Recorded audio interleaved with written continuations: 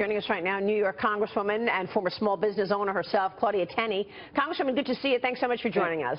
Thank you. It's an honor to be on. How would a plan like this affect your constituents? What do you think about a border adjustment tax?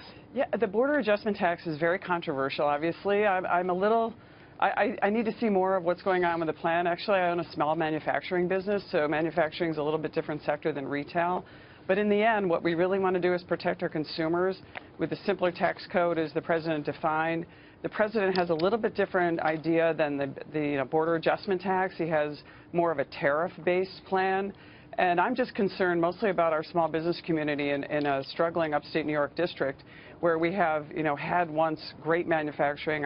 We're one of the last manufacturers left in my district, but, we want to be sure that our retail market is strong, and it's kind of odd that in a weird way, the retail sector is sort of agreeing with the manufacturing sector that we need to really relook at that border adjustment tax. The jury's still out on it. I'd like to see the plan. I know we're in the works. Very much so in the Congress and the House. We're working very hard on trying to come up with a plan that everybody agrees with. So it's still a work in progress, I think. Congressman, it's Dagan McDowell. Would you get behind any tax reform plan or even a tax cutting plan coming out of the House that didn't significantly raise revenue? That seems to be the linchpin. Do you look for $1 trillion in revenues from somewhere, or do you just pass a tax reform without worrying about the revenue side? Well, they're trying to look for a revenue neutral, like something that's not going to actually cost us money. And revenue neutral looks like the bottom line here. I'd love to see us actually make money off of it by reducing taxes and doing it through a growth-based plan, which I think this plan, for the most part, is trying to do. Okay, but yeah. I mean, that's really what it comes down to, right? The Republicans want to raise revenue here, but the president just talked about tax cuts on the campaign trail. Well, exactly, and the tax cuts in a hope to increase growth and to bring jobs back here. The discussion of the border adjustment tax versus the tariffs, I think, is the distinction between what the president is offering and what the House Republicans are offering, and I think there's a middle ground there. I've heard a lot of pushback, as you see, not just the president's receiving it from the retail community. We are also in our area, but remember, I run a manufacturing firm, and we do lose jobs to overseas because of some of the issues we have with trade. Yeah. So, the president that's what he ran on, and that's what his strength is in our community. And people want to see our jobs come back. Yeah. We should point out manufacturing companies like Boeing, like General Electric, they're actually endorsing raising revenue and a border adjustment tax, Peter. But would the markets trade down? I think one of the things, Congresswoman, that people are puzzled by is Congress looking at the competitive reaction that might occur if we put in a border adjustment tax? Just what might happen to American manufacturing if China decided to take steps to counteract what we've done with the border adjustment tax, just as an example. I'd urge you to look for that middle ground because I think that's the right place to be. Right, I agree, and it's been a huge discussion. We are meeting on it every day. People like me who have the input as a manufacturing base versus retailers and the middle ground, and I think the president meeting with everyone is going to be a huge help in helping us guide our way through what ultimately comes out on the tax plan. We have a lot of issues to cover as the House. I'm on the Financial Services Committee, so there's a lot of work to be done there as far as dealing with Dodd-Frank and so many other issues. But the tax plan is a huge issue in my district. New York State has the highest taxes, or some of the highest taxes in the nation.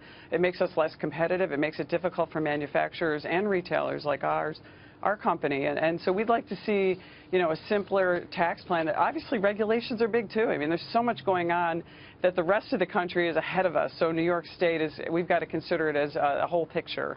Congresswoman Buck Sexton here. I wanted to ask you about the timeline for this. There was some consternation when there was, at least what seemed to be, a bit of a delay or a promised delay in getting tax reform done, especially because it was such an important issue for Donald Trump on the campaign trail. Right. Any sense that this is being put off? And I know Obamacare is quite a large menu item for them to be handling, for you to be handling right now down in Congress. Do we have a sense of what the timeline is, and are they moving a little faster on it? Because even though it's only a few weeks into this presidency, there are people who are a little upset that they were being told that tax reform would wait until 2018. Yeah, we are obviously pushing as hard. We're working very hard every single day. This is going to be one of the most aggressive years. I've been told. I'm a freshman, so I'm not familiar with how the Congress works as well as I know. I was a state assembly member, but we are being told this is going to be a very aggressive year, a lot of session days and a lot of work being done. We are doing this as quickly as we can to make sure that everybody's on board, or the majority of us are happy with what happens, that the American people are getting what they voted for and what they wanted. And so we are really working hard to make sure that happens. There are issues on a number of fronts, whether it's Obamacare, whether it's Dodd-Frank, our tax reform plan. These are major, major issues we're putting through. It's not, you know, this is bold. All the plans are very bold. And we want to be sure what we put through is going to come through with great outcomes for the American people. And, you know, my district is where I'm voted in and I represent, and so I want to be sure that what we do is going to be helpful for my communities. And I think you're going to see, I've never just seen so much work and so much effort put in to try to come up with a real solution that helps. So I think the fact that the President is taking so much input from all sectors, I think is going to be a very big help. And we want to make sure we get this done right, and it has to be done quickly but done right. And I do appreciate the President's interest in meeting with all of us. Let's talk about Andy Puzder pulling out. President Trump is looking at 4 contenders now after fast food executive Andy Puzder withdrew himself from consideration for Labor Secretary a day before the confirmation hearing.